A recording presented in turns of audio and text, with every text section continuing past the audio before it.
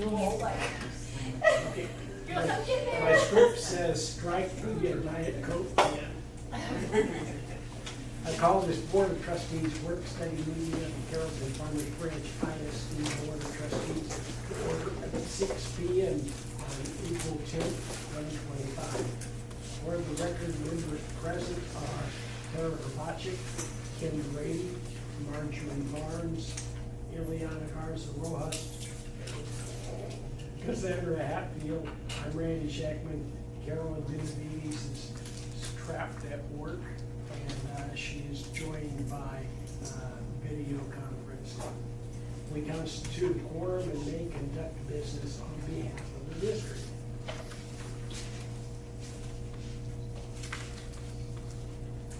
Next item on our agenda is audience for guests, and I don't believe that we have anyone that signed up, so we will skip right through that into our agenda. And first up on that agenda is budget workshop, and so I would turn it over to Carlos Statney. I'll go ahead. I'll start off. Thank you, President Shackman. We're going to do the budget workshop. We're going to focus on priorities. We'll do the overview, the budget update, talk about some legislative considerations.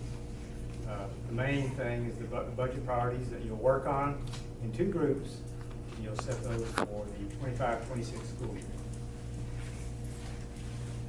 So an overview, the board annually approves budgets for the following funds. The general fund, which is the daily operating salaries, and food service fund is our school nutrition, which they provide breakfast and lunch.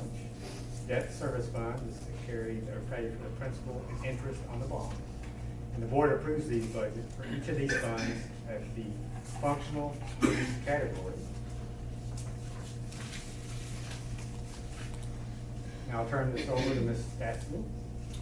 So this slide shows all of the functional categories, and this is how we prepare the budget. And TEA says that we have to prepare it based on these functions.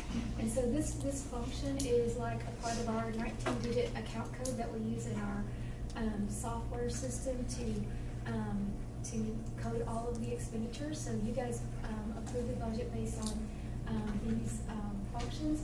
And so in order to know what these, to clarify how these resources are allocated, it's good to know what these functions are. So if you notice, like the first three start with a 1, that means those are instructional, and they relate to anything that's in the classroom. And anything like with a 2 would be like instructional leadership, and then the 3s are support services, and just so on and so on. So this is how we develop the budget, and so it's a good idea to understand like what those actually mean. So we have like transportation, again, maintenance, just all different kinds, and that's how we divide up the budget so that you guys can approve it. On the next slide, we kind of have we're seeing a lot of positive trends so far this year.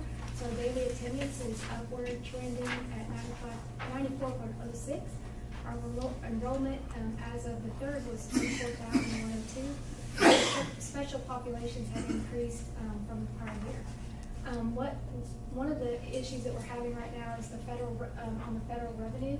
The SHARS has decreased, and so the SHARS is the school-related and health services program, and so they decided to go back and do an audit all the way back to 2011, and so we were penalized on how people were coding that, and it wasn't just our district. The majority of the school districts in Texas were affected by this, so they went all the way back to 2011, said that there was some coding that wasn't correctly done. So we have a recoding. This also will affect the future cost reports as well. So not only did they come back and penalize us, which we saw that come through in 2004 on the cost report, and we're talking like a big reduction. So like if you normally averaged about $4 million in SHARS, it was cut like in half. So like so we were affected by that as well as the majority of the school districts in Texas. And from this point forward, those recoding practices will go forward. So we could possibly see some reductions in the next or the future years. So that's a big decrease to our federal budget. Let's see what else. Our staffing remains, with a hiring freeze, and right now we're currently at 4,182 budgeted staff. And on that, we, just wanna make sure that you know that, this starting teacher pay is now set at 60,000, which reflects our commitment to competitiveness and our talent retention. And just to recap this year's financial picture, the enrollment has decreased by 365 students, although attendance it remains strong at 93.6%. We also saw a 10% increase in our certified tax rolls, and and our minimum tax rate was compressed. All of these are major shifts that influence our financial landscape moving forward. On our budget process, some of these things we're already working on and have started. So the rezoning process, as part of the campus consolidation is complete. And the campus and on-payroll allocation, they are also complete. We did not make the school reduce their campus allocation. So like every year, what we do is we take the enrollment as of October 25th snapshot, and we base the next year's budget on those enrollment numbers. And then we also factor in any kind of special populations, because we have some campuses that have more special populations than others, so we factor that in as well. We did not change that, so the campuses will not be reduced on their actual campus allocations.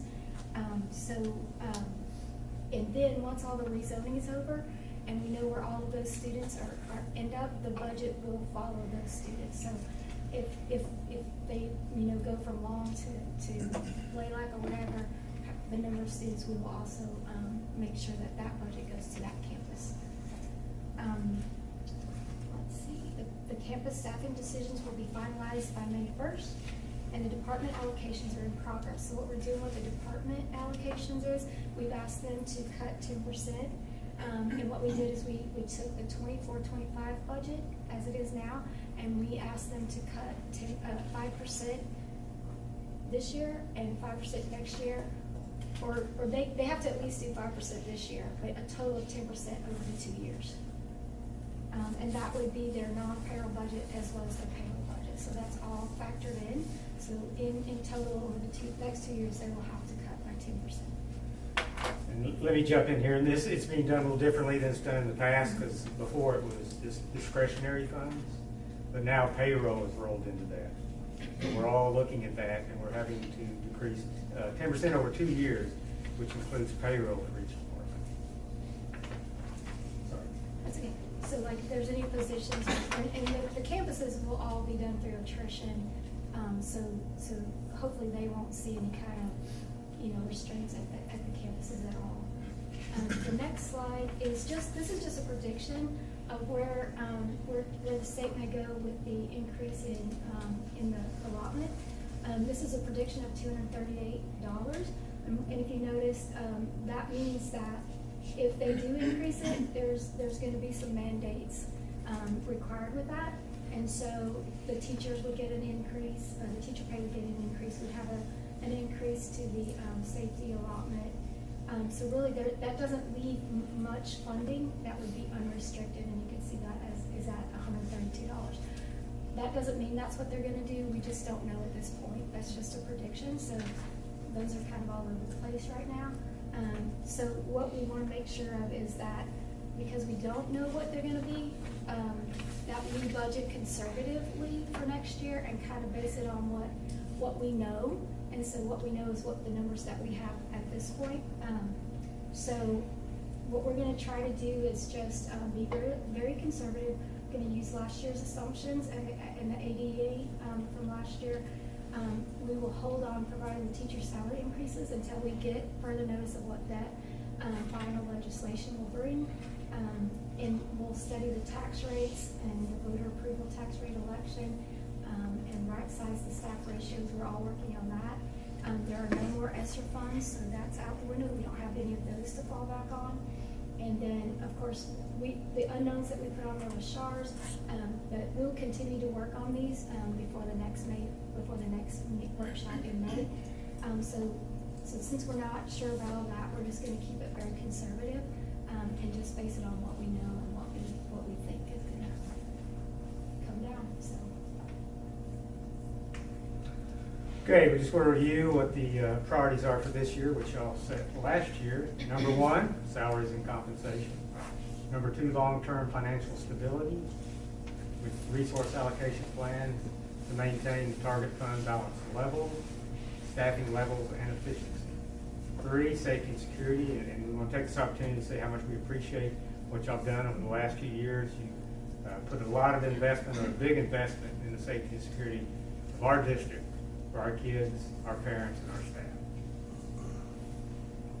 And technology, that's currently under review, which that plan goes through 2027, and we're looking at what reductions we can make in the technology plan. Number 5, capital improvements, which consist of school buses, district fleet, athletic upgrades to ensure that our students have good facilities, safe facilities to compete on, and fine arts instrument upgrades. So now we'll get into our table discussion. We'd like you to work in 2 groups. So if y'all could work in one group of 3, and y'all could work as one group of 3. So what we'd like you to do, you each have a flip chart. So we'd like you to, you've done this before. So if you work in your groups and discuss about what you think the priorities should be for this 25-26 school year. And once you get your priorities for each group, you'll need one person to describe it, come up, put it on the flip chart. And then after that, we'll need one person to report out on it. And then the ranking, I'll explain that after we do the reporting. Let me ask a Yes, sir. question before we break into the groups. We talked about a 5% reduction this year in expenses, would include payroll, and then we also talked about a hiring freeze. Can you talk a little bit about those 2 and how they fit together? Okay, a hiring freeze, obviously, with a $19 million deficit, we've got to take pretty substantial action to be able to stop any expenditures on that. As far as the salaries being rolled in, that's so that when we have vacancies, we have to look at those very closely. Say, is there another way? Can we reallocate resources? How can we be creative so that we can still provide the same level of service, but with less staff? Thank you. Any other questions, comments? Let the games begin.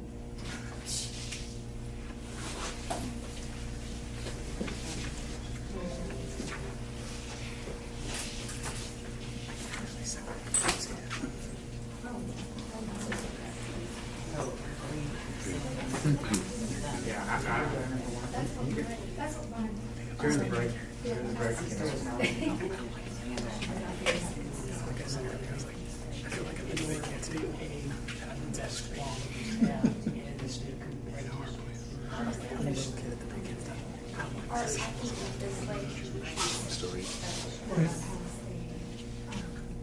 Put the current ones up there. Yes. I was gonna ask you. I felt it. I know. Put the current ones up there. Oh, sorry. Oh, thanks.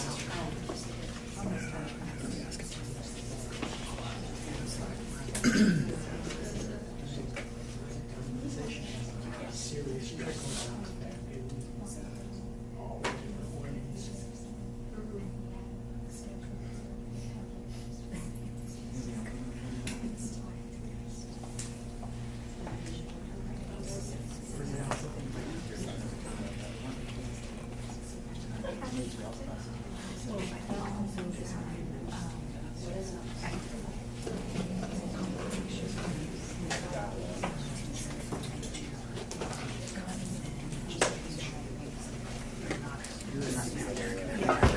Yeah.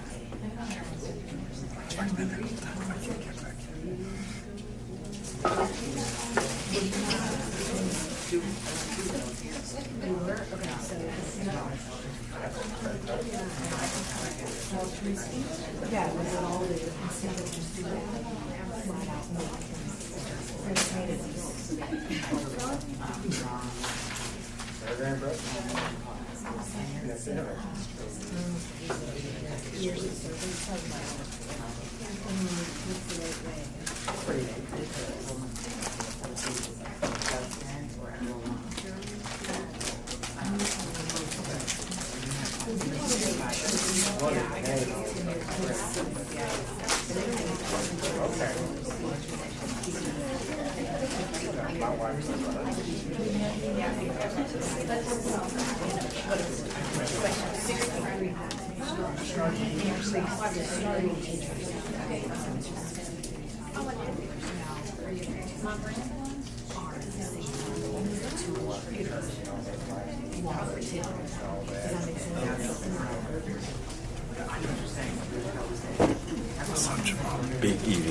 Big eating tonight. Did you too? Did you too?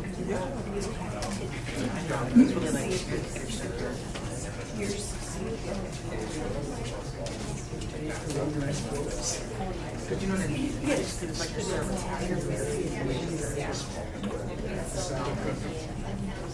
Hey, Brian. Can we ask you a question? Yes.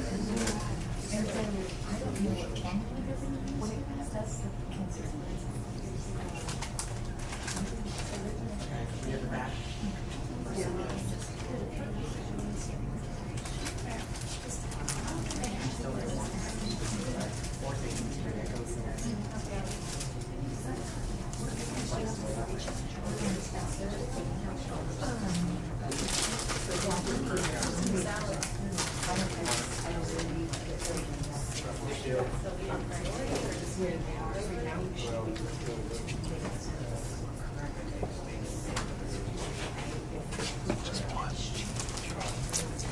I got to stay slim. He's got to maintain his girlish figure. You want my cookie? You want my cookie? You know it. I want my chips. Sure. You like it? I got this. All those on the left. Thank you.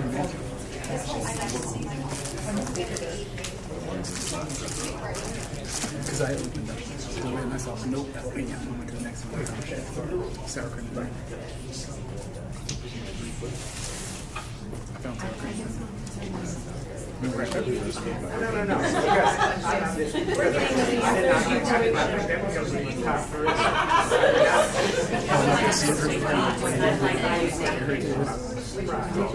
But if you want red pepper,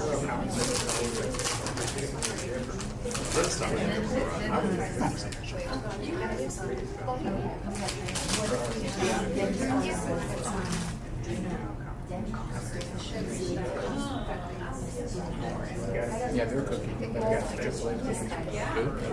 Theirs are hard. They're soft. That's why I kind of like cookies because they're soft. You see, when I first got it, they were still like warm because they were warm like a sandwich. And so that's why they like the chocolate. Yeah, they're good.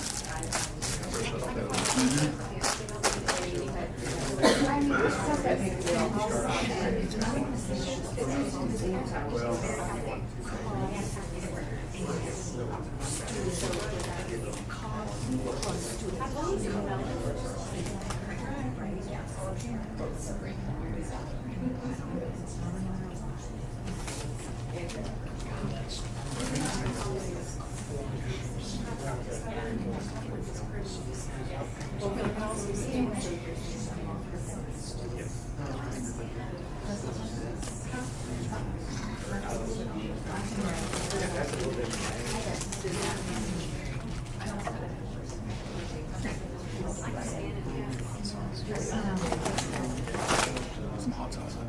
I think mine.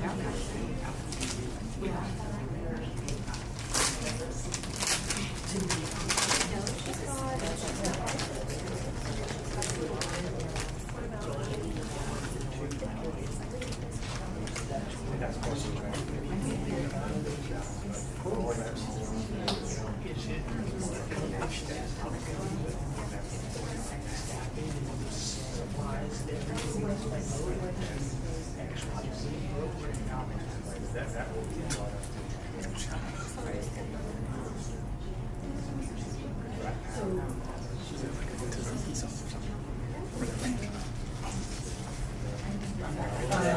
Well, that's I guess you can try, so we'll take a look at Okay, that helps. Okay, thank you. Sorry, we need. She's Oh, got no, no problem. She's got good luck. Actually, she's getting her car. I did second that, because you guys had scripts for somebody, whatever form. We had that discussion. Pretty cool. Well, Makes it a lot easier. That's right.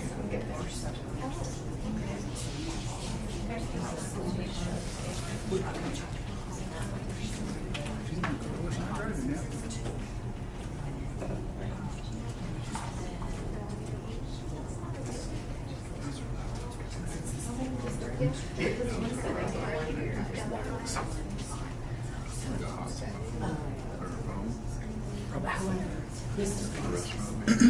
Restaurant.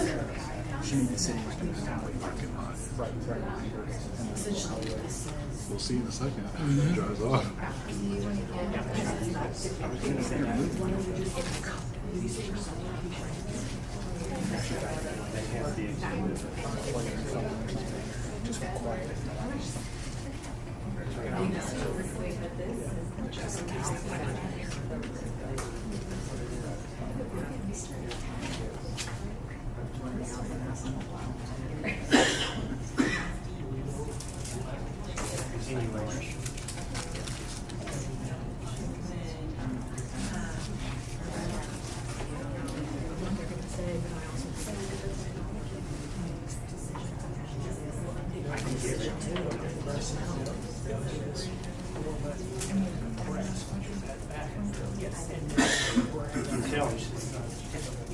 How it works.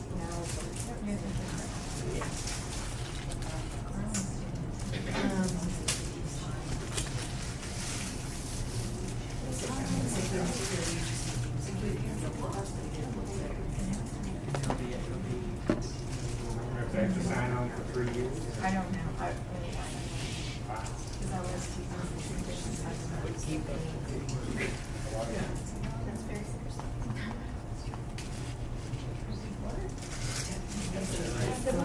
That's very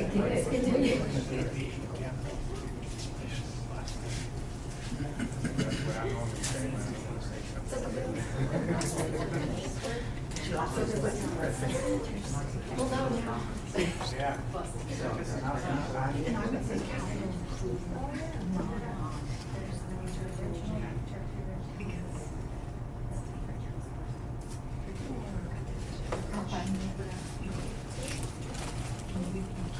Hey, Brian.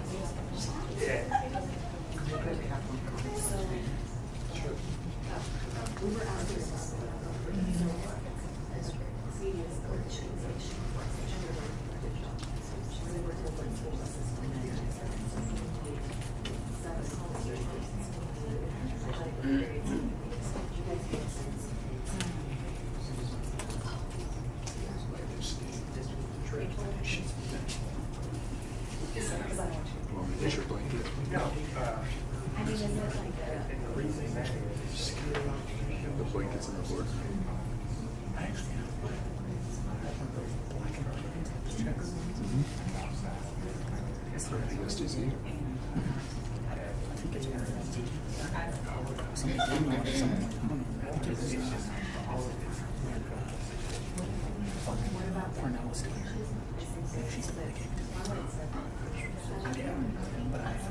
I use all that actually.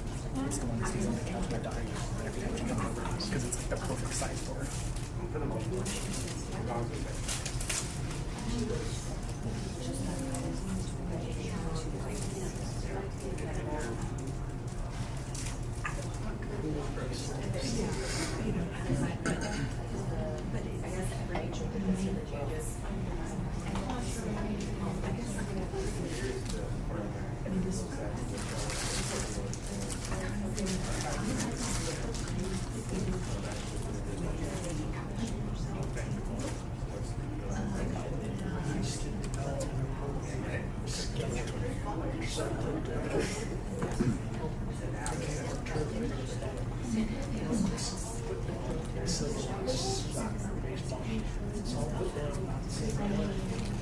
all meeting in place about the same time.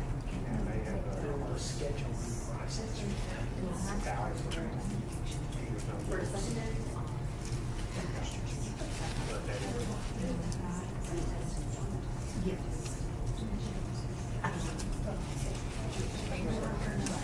They call them cows.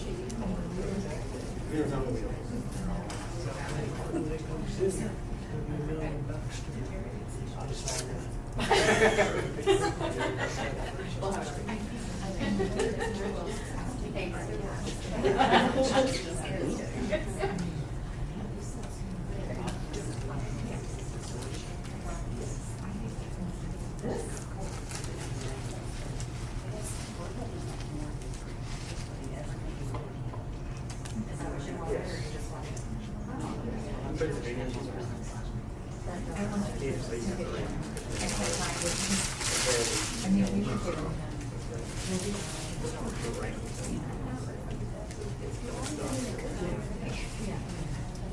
Wait, what?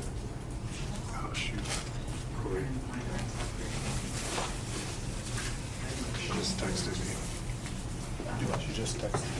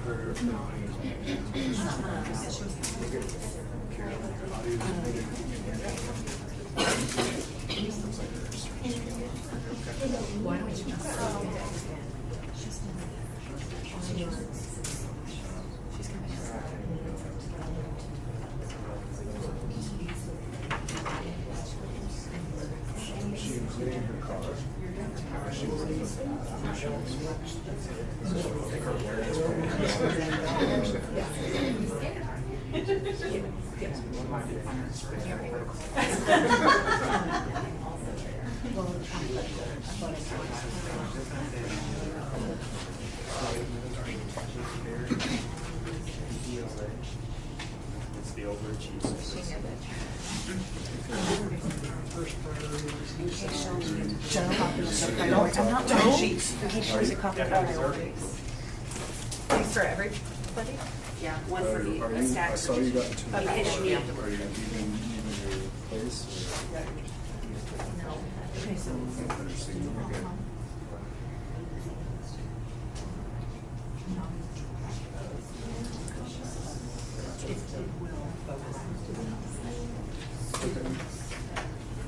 Yeah, you can use that same thing if you still have it. If you still have the meeting, you should just be able to push it back.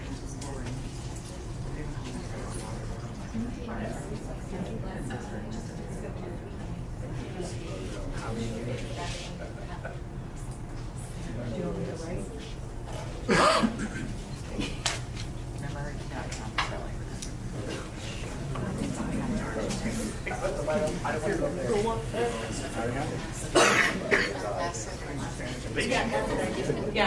Yeah, that's right, yeah. Your signal is.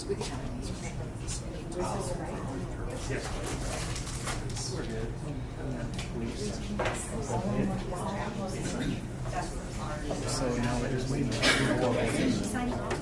are like. Okay. You could enter. Because I need to. So the next step, everything sort out.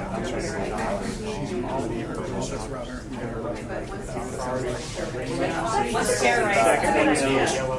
You've done third and Another one.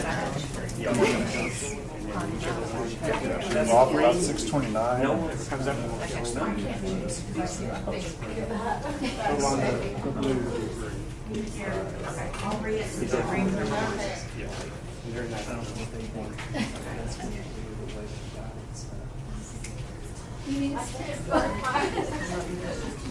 why I don't ever start eating. Use it till like 7 or something.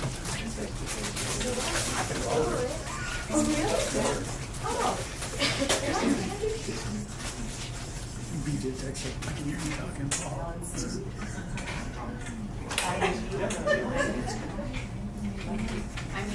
You just heard you say that. Yep. I told him I was reversing Carol.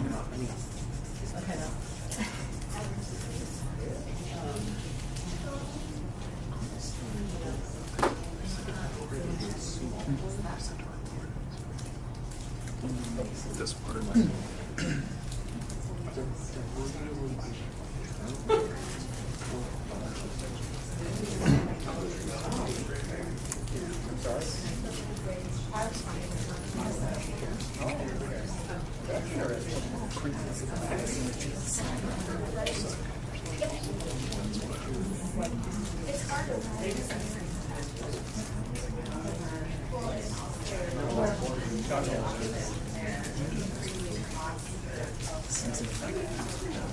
Of course, they have a mindset.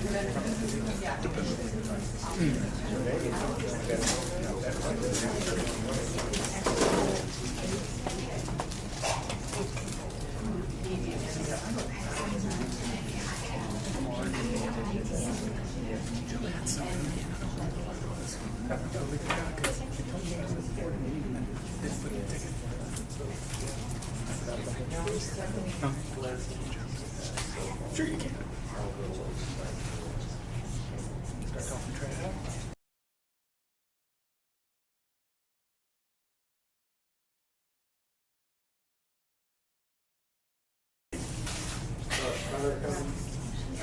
Just to tell the difference.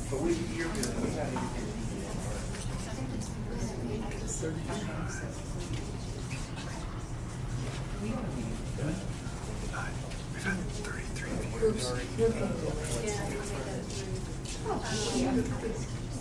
So far. It's pretty good. That's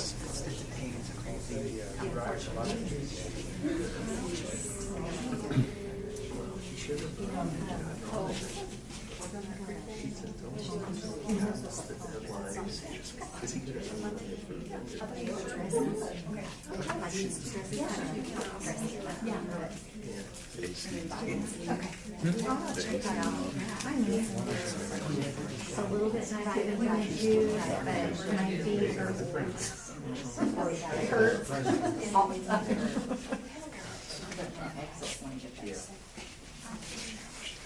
Did she get back on?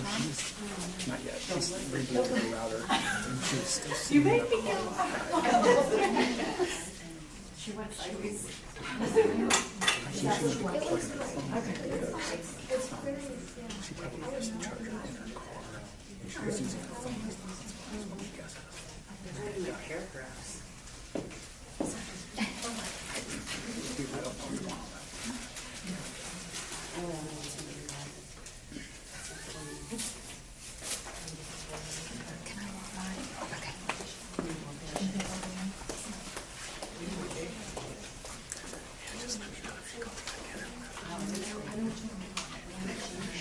It's fine. I do, but I would take a picture. I can read it to you. Apparently my handwriting's terrible. It is the same. You can help it.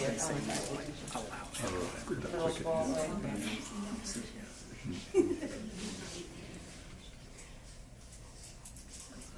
I feel like I should retire.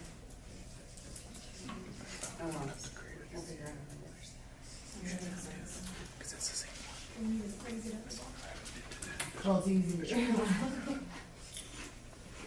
I got it.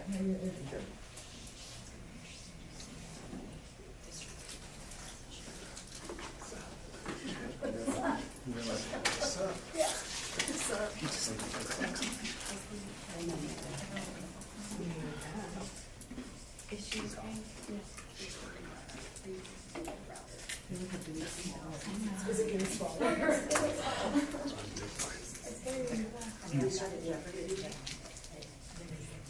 I heard that.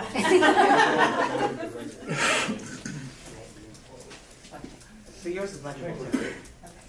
At least her handwriting's better than mine.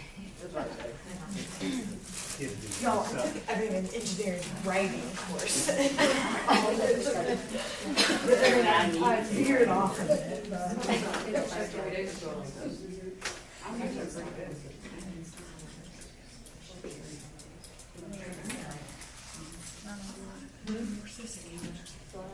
But it's one syllable.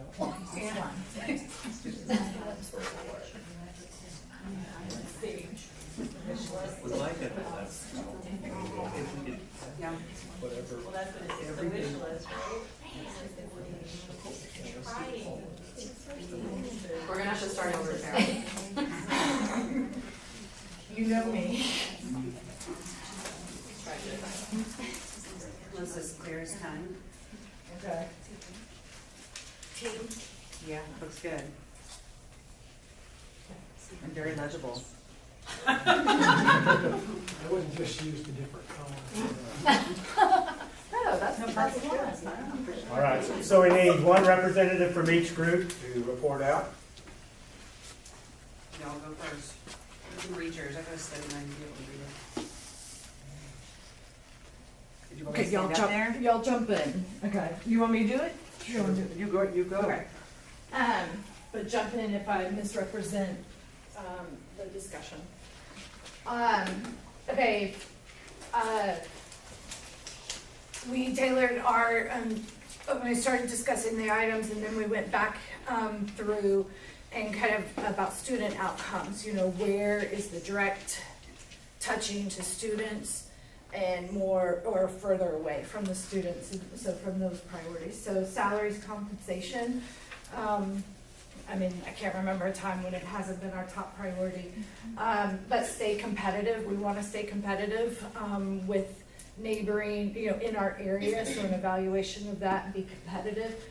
We also wanna ensure that we maintain, equitable salaries amongst our time tenure with CFB ISD.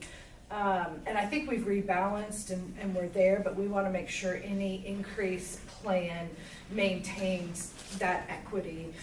So we don't have a teacher with, 5, 6, 10 years experience and if we increase our new teacher salary so much that it's out of balance. So that's what we want it to be equitable.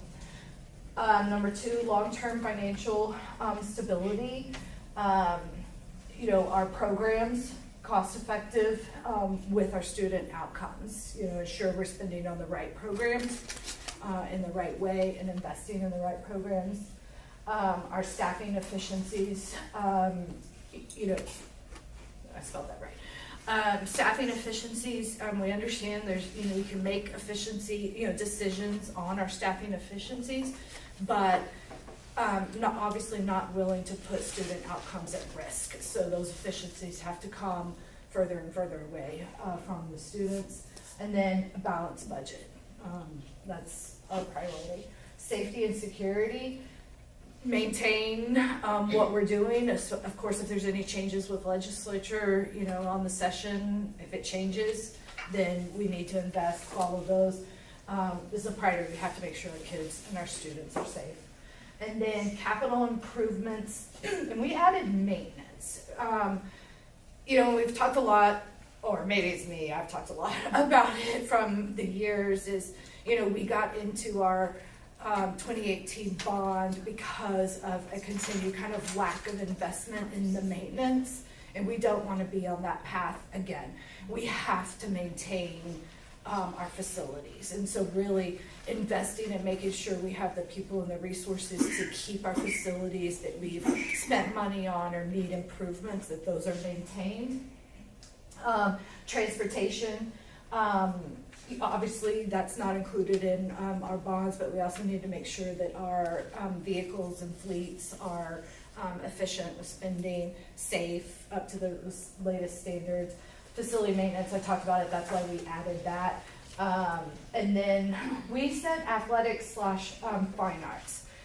And last year it did say athletics upgrades, and I feel like we've invested in our fine arts and our athletics quite a bit over the past couple of years, but we want to make sure our students still have what they need to participate in these activities, engage in these activities, because I want students, we all want students engaged, with these opportunities. But I guess we would need more information about what the district thinks on an evaluation of what is needed before making any kind of final decision on whether that would be included as a financial priority in the times that we are in. Did I get it? Yeah, we figured y'all would tell us what was needed as far as athletics and fine arts upgrades, and we would go from there, that kind of thing. But you all would decide as we go along, what we would need. I think it's always a replacement cycle. Like, when do we buy helmets? When do we, what instruments do we provide or have opportunity, so that it's not limiting for our students that can't. Well, and Randy brought up, some of our fields, we've invested in those, and, all of those were in kind of the same time frame. And just from an asset management standpoint, I've talked about it a lot, asset management planning, useful life and where that is expected.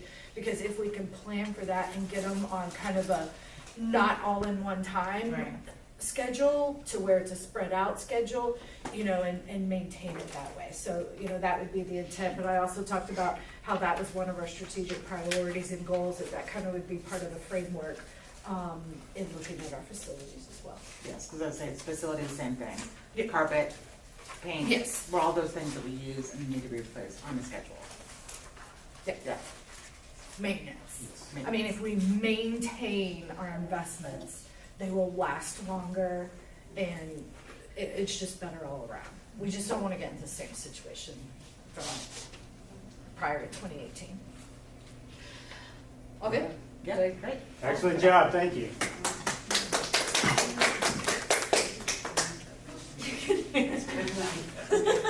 Okay, so for our group, we had some conversations kind of thinking about, we know hope is not a strategy. So while we hope that the legislature is going to do their part this legislative session, we cannot rely on that. And so we have to build our budget around the reality that we live in. And if they do increase the basic allotment, they're looking at 30 to 40% are going to be required to go towards teacher salaries. And so that's really important to kind of know, but we also can't guarantee that they're actually going to increase the basic allotment. And so one of our priorities is balancing the budget and really continue to take a strategic look at how we can get the budget balanced, because we can't continue in this fashion. And the next thing is compensation. So similarly, competitive for the area, and then also taking a look at benefits, and do we need to offset challenges with benefits, with TRS costs, insurance costs going up for teachers, would things wash out for staff? So is there a need to look at benefits compensation there? Always safety and security. We have to keep our students safe, our staff safe, and so that's always a priority. And then we branched a little bit more into student achievement from a different angle, in that with the ESSER funds going away, specifically looking at Tier 2 and Tier 3, we still have students that need additional supports to be able to get student achievement where we want it. And so really looking at what academic supports are needed to continue to support students that need to be reading on grade level and doing mathematics on grade level. And so looking at investing in that in a strategic way. Additionally, we already are through some of our priorities, but continuing to make that a focus, being that the ESSER funds also funded some personnel there. And so what additional investment would need to be made to continue filling achievement gaps. And then also looking at advanced academics. Obviously, if we're trying to balance the budget, we're going to have to think strategically, but we had conversation about the importance of supporting all students in achieving their goals and being college, career, military ready, and looking at the idea. And I think before this would make an official list, I think we're wanting to know a little bit more about what would the cost be to start paying for AP and dual credit exams. What would a cost be and a benefit to students if we were to adjust GT services? And then additionally, any additional investments in pre-K, since pre-K is half-day funded, but we know that increases student achievement when students are in pre-K. So kind of I think it's more of understanding more about how a financial investment could potentially make an impact on student achievement and supporting students for both of these, before really diving into, is that gonna be the strategy that would be best used? What did I miss? I think you got it. Okay. Thank you. Now we need to prioritize the top three. You have dots in front of you, stickers. Your first priority will be a green sticker. You can place that next. The one you leave is the top priority. Yellow will be 2, and then blue will be 3. Do you have a question? Yes, I do. Okay, so we both have safety and security on Yeah, at, let me check. It doesn't matter which flip chart they're on. Oh, go that's a ahead. good, okay.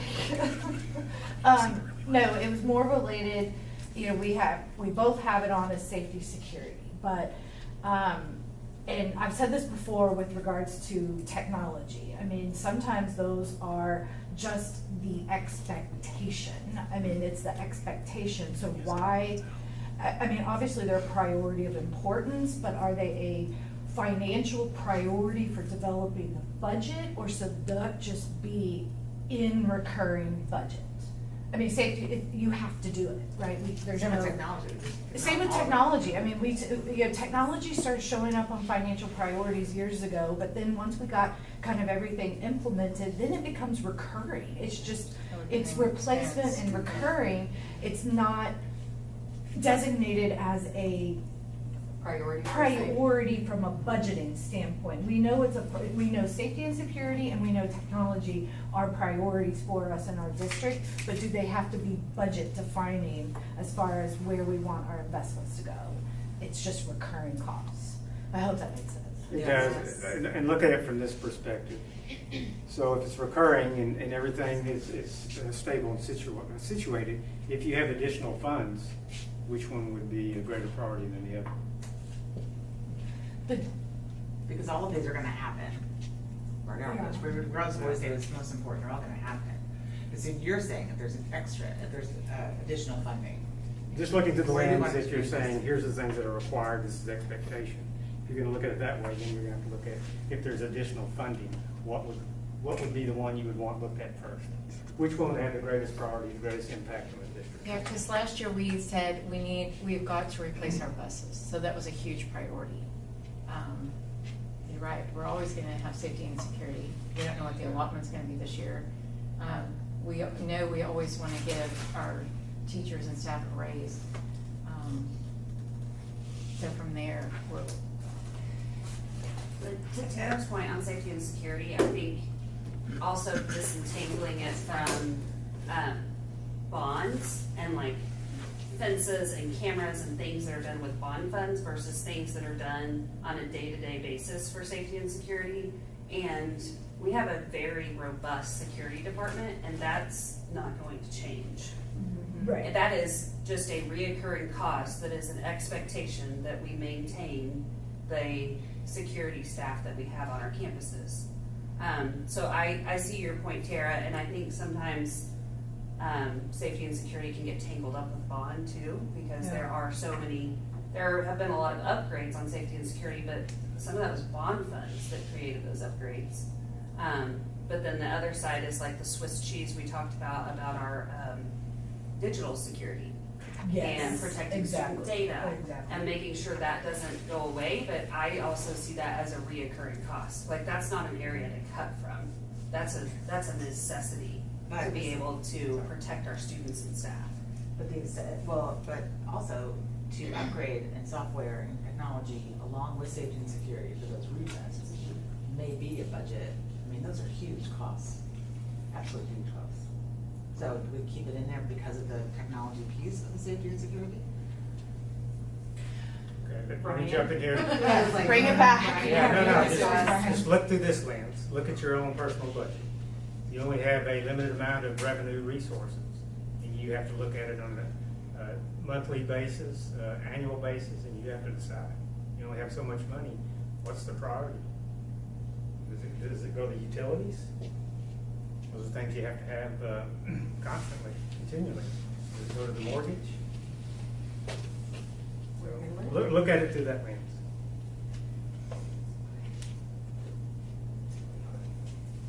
You're making it really hard. I know. I don't know, it's just my expectation that we're gonna spend money on safety and security as it just a recurring. I don't wanna define a budget priority, it's just we need to spend on it.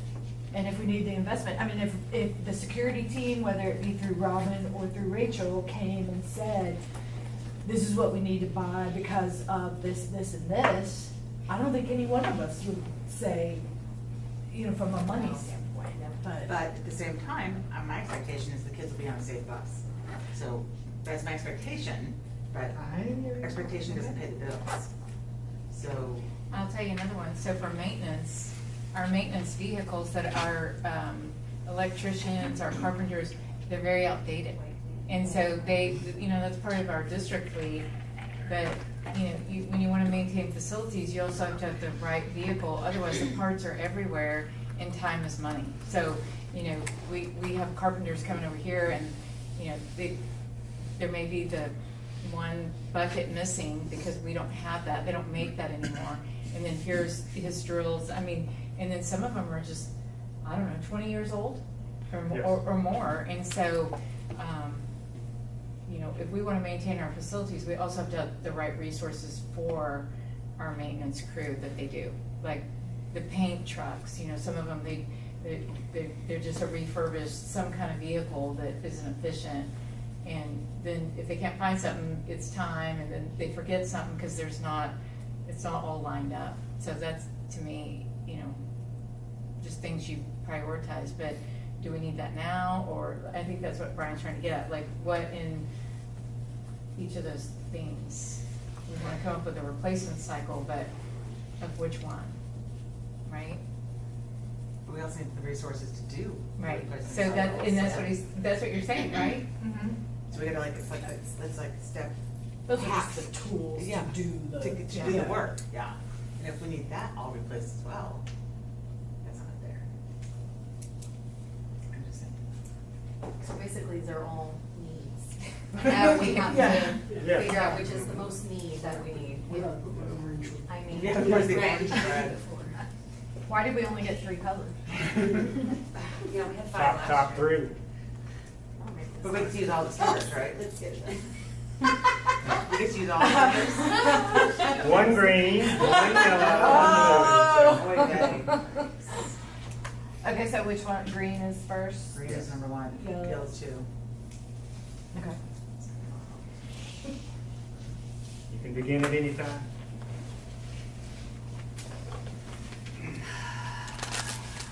It's like individual and cards. No.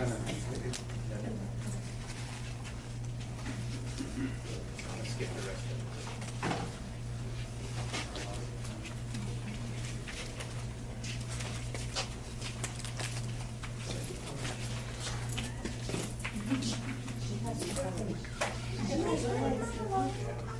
I was like, no. We discussed that.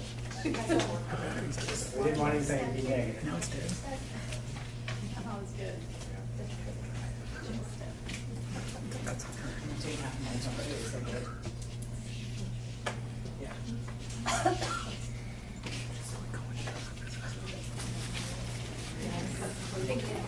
I don't know why she sends you a picture.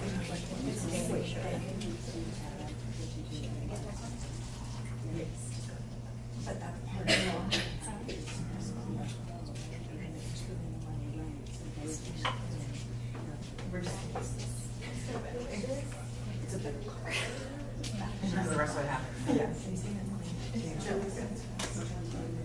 Jealous too.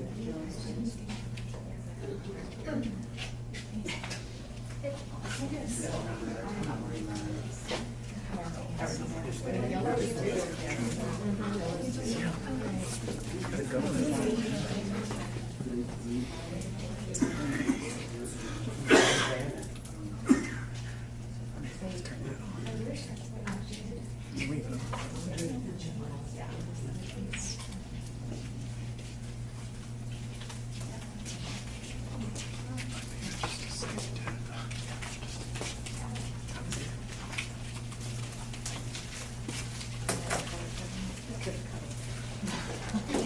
Make a note of that. So it looks like, for the number one budget priority is salary compensation and the state competitive. So you have 1, 2, 3, 4, 5 there. Yellow is the next one. It looks like that's long-term financial stability through that pretty close, because you have kind of spread out on the number twos. But long-term the financial stability and cost-effective and student outcomes and programs. With the balanced budget, if we strive to have a balanced budget, there may be things that we won't be able to do, and those would be the things that would be the least priority, but, and then number 3 is at least, it looks like that's the capital improvements. So, what we would probably do on those is that would be another priority, like what is the most important of the capital asset, or the capital improvements that we would need to do. So it looks like salaries, long-term financial stability, and capital improvements. Can you just, on student outcomes, I think when I was looking at that, I feel like some of these categories kind of fell in that. Yep. So when we think about student outcomes, I think that would be inclusive of services for kids to get better outcomes. I include those Which we wanna things you merge. specific, yeah, we wanna merge those. It's, are we spending on the right advanced academics in the tier 2 and 3 for the support of those kids? I think we've struggled with the definition of programs, so it would be clear that I think we're thinking programs that impact student achievement. Like, that's what I'm thinking, I don't know about other programs. I agree. But I'm also thinking about our CTE programs, and do we have too many? Or we have too much staff? Do we have enough kids involved in them? Is it cost effective for us to be running some of these, for the district? I mean, it's not free. So I think that we need to be looking at that as well. Good point, agreed. That goes into those efficiencies. Yes, for sure. It's quite the web there. Yeah. Excellent job. We've gone more than twice over our allotted time, so we want to get to the last slide. Okay, next steps, budget work study number 2 will be on May the 8th. And that's when the first draft of the budget will be presented, and it'll be driven by the priorities that y'all just identified. We'll have the final estimates for student counts and the population.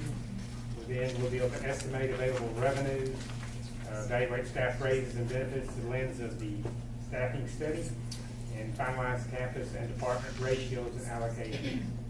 And more importantly, we will wait patiently for the end of the legislative session.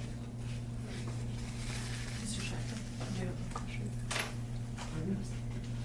I was just gonna ask, do you have any other discussion, comments, or questions? I think I see at least one. I just want to make sure that we're on, I remember last year, or maybe it was the year before, I don't know, but we were trying to figure out, I guess it was, we were trying to figure out what the legislature was going to do, and so we were delayed in finalizing our compensation plan. I just want to make sure that our timeline works for us to make the decision on the compensation plan, as well as for our staff to make a decision, on what they to do within their Yes. timelines. So That is the objective. Okay, I just, But the variable is you don't know if there'll be special sessions. Because this is kind of every other year, it's a different cadence. So sometimes we announce staff or our salaries early, and then sometimes because we're waiting on the legislative session, we do it later. I'm wondering, I don't know for typically what school districts do, but is there a need to help teachers understand that through communication? Because if they're a new teacher, and we have quite a few new teachers, they might be going, well, last year we heard what our pay was gonna be. And so I just wonder if there is a need for communication so that staff can know and understand why the timing might be different? We'll have a better understanding by the May 8th meeting, and we'll be able to bring that information, and we'll also be able to share what other districts are doing for those that have already. I Yeah, guess, there's a few that have already announced. I think my question is, and nobody's been able to give me the answer yet, and I know we're researching it. Some of the districts have announced their salary increases, but with the legislators saying that we have to give a 40% raise to this group, if we announce 3%, do we have to give a 40% on top of that, or would that count under that? And that's what I'm waiting for, so that we can meet the timeline. Well, that was the same thing that we didn't have clarity on Yeah. before. Yeah. And we didn't know, and we waited.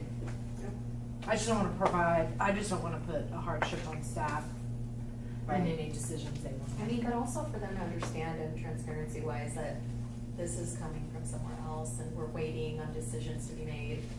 Maybe our district is handling it one way and the next door neighbor district is doing it a different way, who knows? But for us to keep our employees on top of things and aware.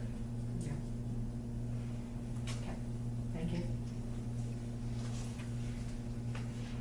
Okay, any other questions? Comments? Thank you. Appreciate the presentation. Ms. LaCroix, would you like to get an update on enrollment? Thank you. Well, I want to respect your time, so I will keep it brief, and then you guys can ask me questions afterward. So since the March 6th consolidation vote, we've had a great effort in communicating with families. We had 28 individual communication touch points that were sent out, one of which included the personalized letters to over 23,000 students. This went out very quickly. We've also had over 335 individual emails answered through the Enroll CFB, which was the email address that was shared with families. We've had since March 24th when transfers opened, we've had 83 transfer requests submitted already. Registration opened April 1st. We have here 5,876 students who've already registered for next school year. We are also doing pop-up events at some of our consolidated campuses. We had one this Tuesday, and we supported 26 students in registering. For the next 3 Tuesdays, we're going to have these events where we can help families in person, but also on a daily basis, we support them in our student services offices. We've had the opportunity to answer multiple calls, emails, questions, social media campaigns, the Twitter, it's not Twitter, I'm sorry, it's X, I can't get over that. We've had multiple outlets through our website as well, so families have received a plethora of communication through various channels, and we're here to support. Are there any questions specific to our transfers or our communication strategies? I was just gonna ask, I've been seeing a couple of things online about parents who hadn't heard back about if their kid got into pre-K or if their kid got approved for a transfer to a different campus. So what is your timeline as far as communicating that? So that was communicated at the board meeting, and it's also part of the letter that they receive upon submitting for an application. We do ask for a 60-day time period. Of course, this is worst case scenario. We're working diligently to process these 1,900 plus applications that we've received so far. Okay, so there's 60 days from the time of the application. Yes, and that was communicated. Yes, ma'am. From the time of the application or from the date the window opens? No, from the time that they submit the applications. So can I ask about the transfer application? If, let's say one person chose one school as opposed to another, are they going to get an email confirming that they were approved to move to a different campus, or are they gonna get, who are they gonna get the email from? Is it coming from student services? Is it gonna come from the campus? So that comes from the actual system, and it's CFB enroll. It's a CFB email address, and they will receive an acceptance letter, and the campus also receives it, including the principal, the office staff, and it goes directly into the Laserfish system is where we keep all our documents. So anybody can go in that has access to it from the campus to double check if a parent calls. Can you just walk them through, when you get a transfer request, what is it that we have to look at? Sure. So when a parent submits their application, it goes into, we're starting with Laserfish, okay? We have to go into our student information system and download grades, we download attendance, we download behavior, upload it into the application. We have to make sure that the address is either in district or out of district, so we have to look that in separately. So then we can code that correctly, because sometimes people aren't sure and they just put in or out of district. We have to check the grade, especially with our little ones. Sometimes families who have a 3-year-old think they're going into pre-K, so we do have to check the age. And then once all of that's ready, it comes to my little inbox, and I go in and I double check that the criteria has been met. So I check attendance, I check grades, I check, double check that everything's correct. If they're receiving special services, then that is sent over to special services department for their review as well. And once the criteria has been met and the document has been prepared for that one individual child, they receive their letter. That is why the 60-day time frame, the volume of the applications is great, and there's a lot to look into. So how do you decide on that criteria? Is there established criteria? There is an established criteria.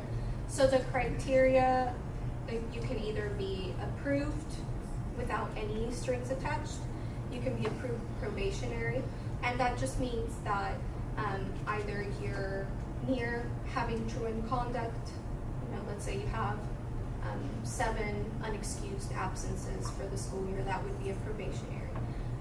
Let's say that you have had disciplinary incidents on the campus which resulted in a removal, that may be looked as a probationary.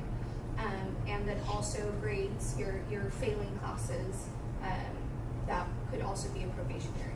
Now with a denial, it would be with discipline, let's say that you had DAP placements or JJAP placements, that would be a denial. If you have 37 tardies and 15 absences, so you're actually in the truant conduct category, that would be a denial. And you're failing your classes, you have a 26 in algebra and a 52 in biology, et cetera, then that would be a denial. There is an established criteria, and we look at every single piece of data on each child. Are you doing this by yourself? At this time, I'm doing most of it, yes. So my question would be for administration. If we don't want to lose students, we got to We give have some support. 2 more people that will start on Monday to help support. Okay. But yeah, right now, 1 person showed, but we can take care of that on Monday. So, do we know how, I think it's 5,000 something students have enrolled already. Do we know how that compares with last year's enrollment at this point in time? I didn't compare this year and last year's at this point in time. That's an excellent question. I can look into that. If a campus is full and you've got that 101st request to transfer to a campus, is there a waiting list that's created? It depends on the actual grade level on campus. So I look at every single grade level and their capacity. So let's say that that campus is already going to be over and there isn't an additional teacher that's going to be allocated. I'm not going to put 10 people on a waiting list for that, because that's not, it's not being truthful to them. So if I know a seat is not going to open up, they're not going to be on the waiting list. I will call and I will offer them another campus.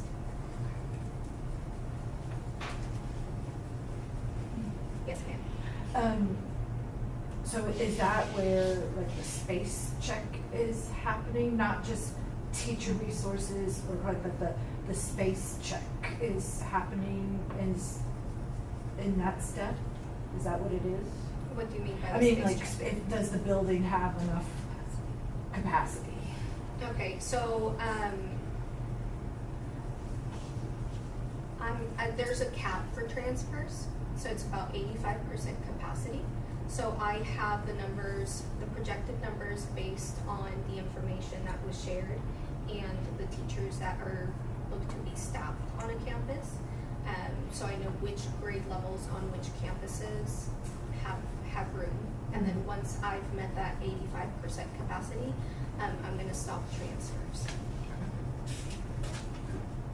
But if there's a classroom available and we have 10 kids that want to go there, would you communicate to HR so that we could, if that's a high sought after campus, would you like communicate with Tammy so that we could add the 10 kids that want to go there? That of course would be something that HR has to look at if there's an actual room available.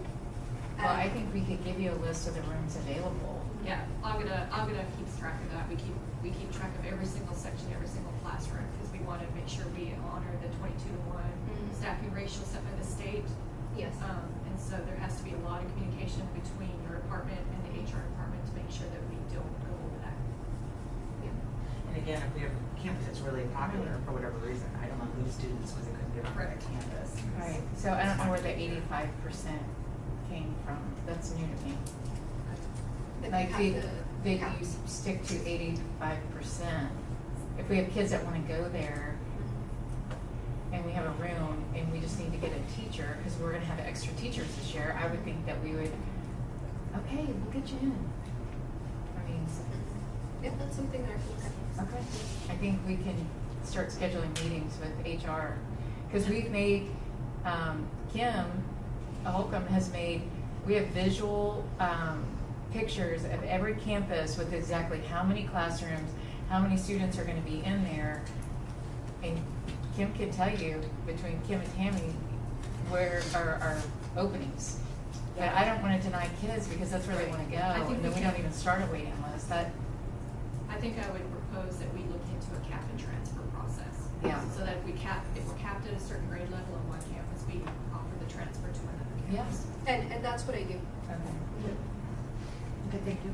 It's a very comprehensive spreadsheet and has all of that stuff that we're talking about in that. And we'll do a screenshot and include that in the report tomorrow. Thank you. Great. Good work, thank you very much. Any other questions? We've got a couple of the options here with the agenda. I was asked if we could take a short break so we could do something with technology. There's also the legislative update training. Ms. Garza, would you like to just move to that? Let's get that out of the way before we begin. Sure. So actually, Ms. Hatfield is going to handle the legislative Okay. training. Okay, so I think everybody has their packet.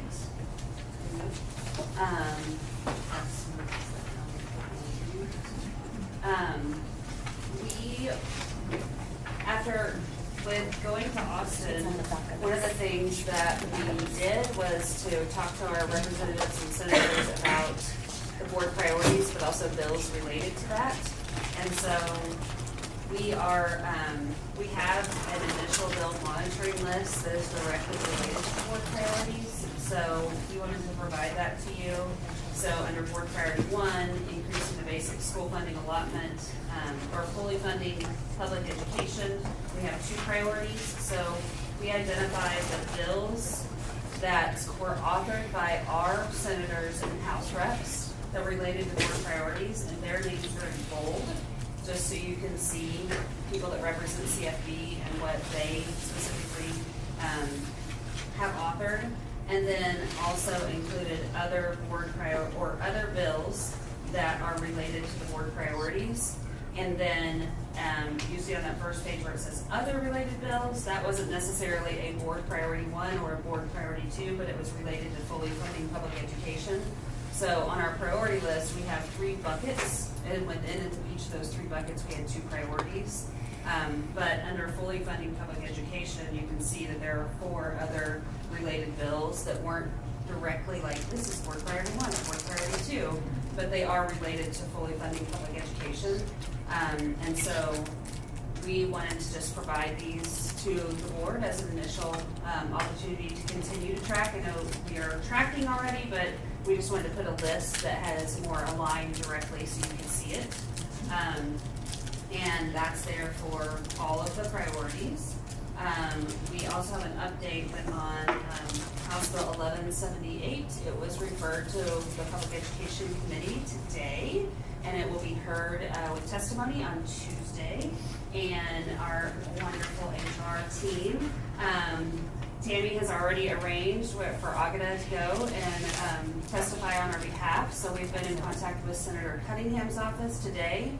And she's going to go down on Tuesday to testify about out-of-state teacher certification and the need to pass this through. So we're very excited and glad to have somebody on staff that can go down and testify about this need. It was requested to look at the Texas legislature online and to help make sure we all are able to add these to our bill tracking list and monitoring list. So I think I would need technology to be able to log in and show that, and then board members would need their computers. So I know we were short on time. Mr. Shackman, would you prefer that that be sent out via video? Okay. So I don't mind to make a short video and send it to administration to send out with how to add these bills to a tracking. There's 2 different ways. You can add them to a bill list, and then it can send you it once a week, so you can get updates on the bills that are on your list. And then there's also the option to add an alert. So like today, that's how I found out so quickly that 1178 had gone to committee, is because I had it on alert. So I got an email that said this bill has been pushed on to the next step. So I'll make a little video, and then we can share it with the board. And Dr. Alpenter, if you think any others would appreciate the little how-to video, then happy to do that. Can I do the one where you just put the bill in and it tells you right away, like, here's your list, what's happening right now? I love this. Yes. I've learned to use ChatGPT and it explains them. I mean, it's amazing. If you put a bill into ChatGPT, it will explain it in clear language. I mean, it's amazing. Yeah, I learned that the other day. It's like, what are they really trying to say? And it will use cut and paste and put it in, and it'll tell you exactly what the language is. Go cliff it. Yes, it's amazing. Bill language isn't confusing. Yeah, it can be. It'll recommendations will print it out. Yeah. So I don't mind. Yes, Tara. I just want to confirm, we have priorities listed here, and these are board legislative priorities, not to be confused with our strategic priorities. Because we do not need to get priority confused, as we have been. We're gonna need a different word besides priority. I know. Board, legislative, action, focus, Tara. Okay. Carla, can I ask you a question kind of based on this? As we're going through all the different bills that are in legislation right now, we came across one about special education funding and how we're actually getting penalized when kids are pulled out of the classroom, penalized in the basic allotment. And I was just curious, how much is that affecting us currently? I know we're looking at getting that changed in the current legislation, but how much is that affecting how much money we receive? I just found that fascinating. We can send Bill 2, Senate Bill 568. And we can send you the language because it's in education code actually. And so we're learning that when students are pulled out of the general ed classroom, we're being penalized by them decreasing the basic allotment, even though they want to increase special ed funding. So you're getting double dip there. So we have some information that we learned, and so we can share that. Dr. Alex will send it to you so you can share it with me. Because I agree It's with recent. him. Yeah, it's recent, so we're all kind of, as private citizens, have kind of had a conversation with our reps, not as trustees, but as private citizens. Oh, So okay. Bill 568 is trying to fix this, Mhm. but it hasn't been going on for years. So I'm just curious, like, I'm sure they're not advertising it, so I wanted to know if you guys, how you see it. How do they do that? How are they taking away basic funding when we pull kids out? Because that is. It's a coding issue. I mean, it's exactly what happened to us with the SHARS funding. It's, frustrating. the coding is, you know, you've got to make sure that we have our students coded in the right placement. Or you are penalized.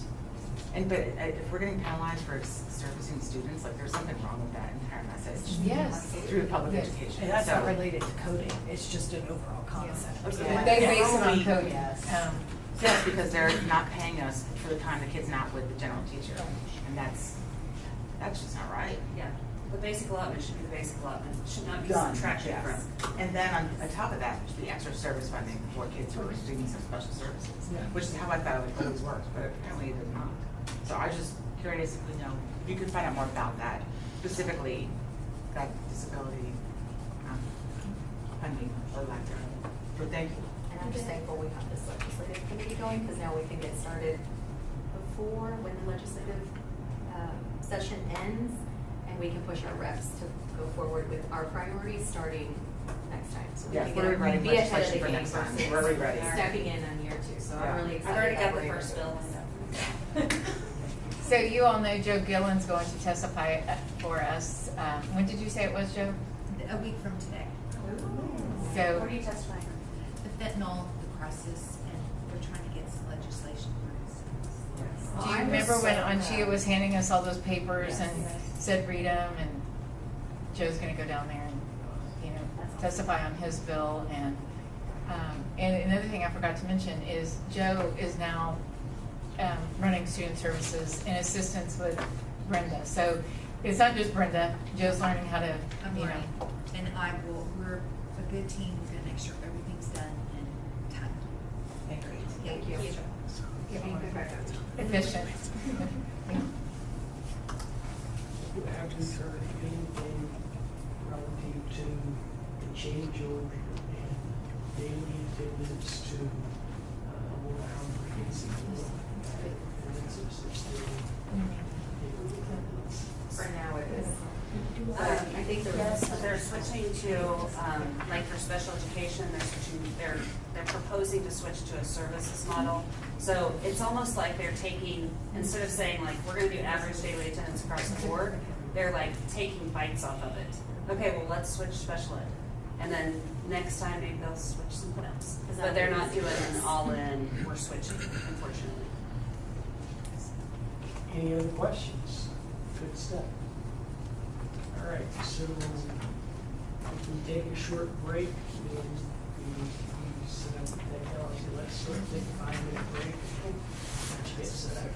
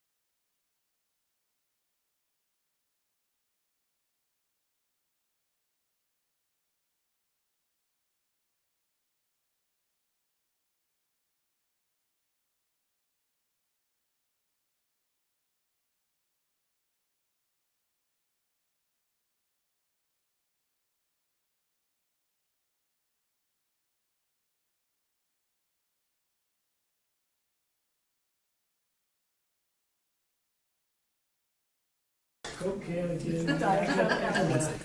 Yes, back in session. Hopefully. Tara.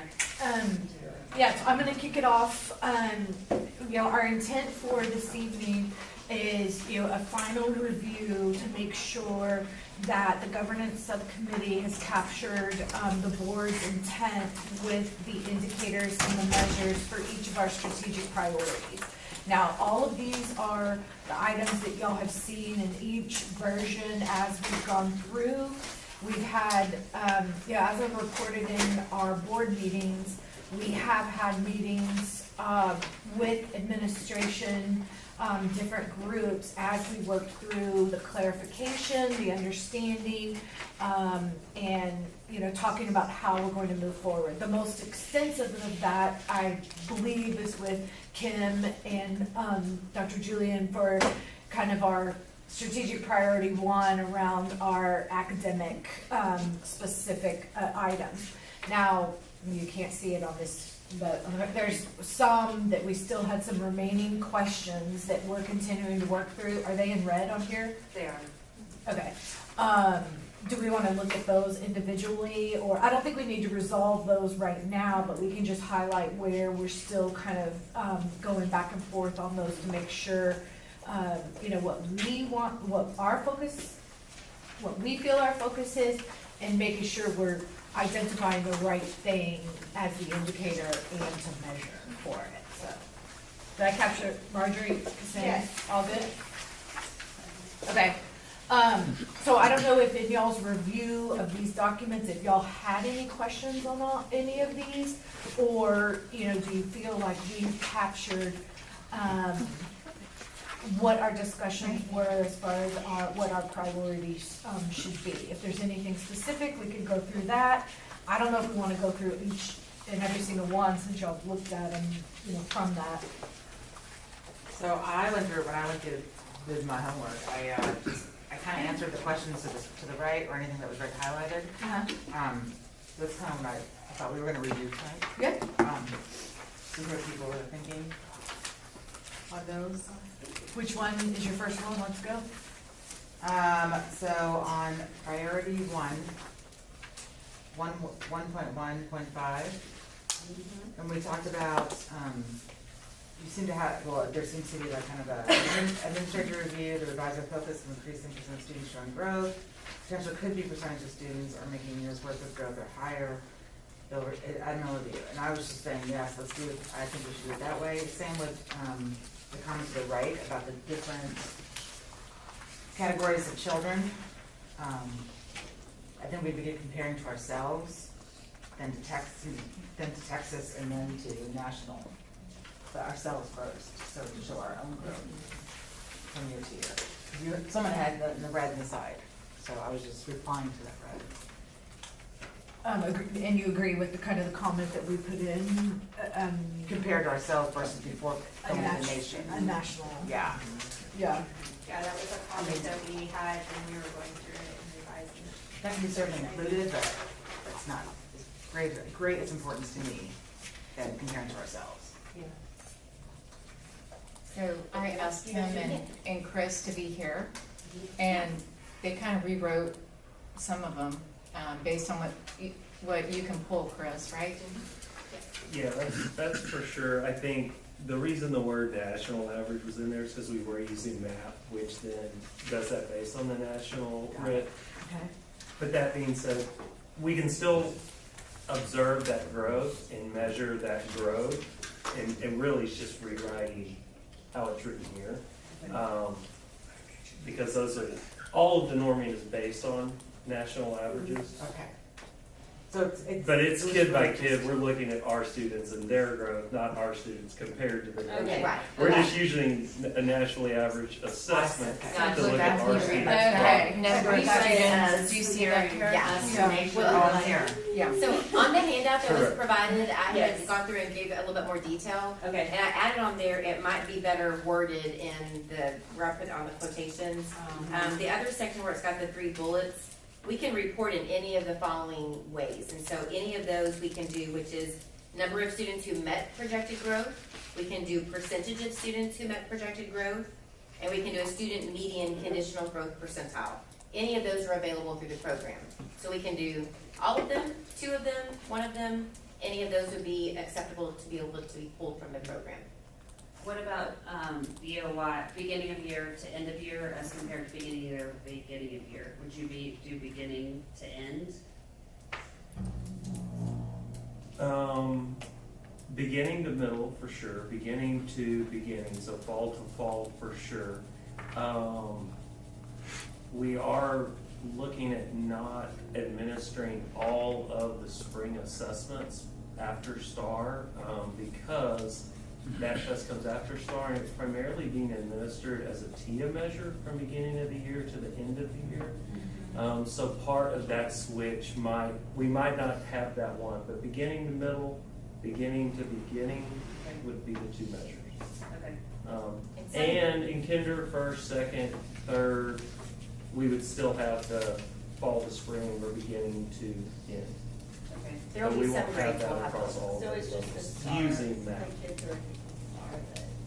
And it kind of depends, there's kind of a reassessment and looking at when we're trying to minimize and streamline the amount of testing. Right. And where is it really necessary, so that we are really using the data to inform all the decisions that we're making, and we're not testing, but we're really being strategic about the data and then letting that drive our practices.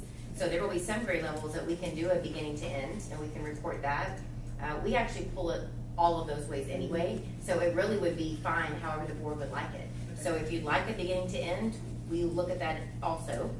If you want the beginning to the beginning, I think there's a lot of value in that as well, because that shows what we've retained and where we're starting the next year.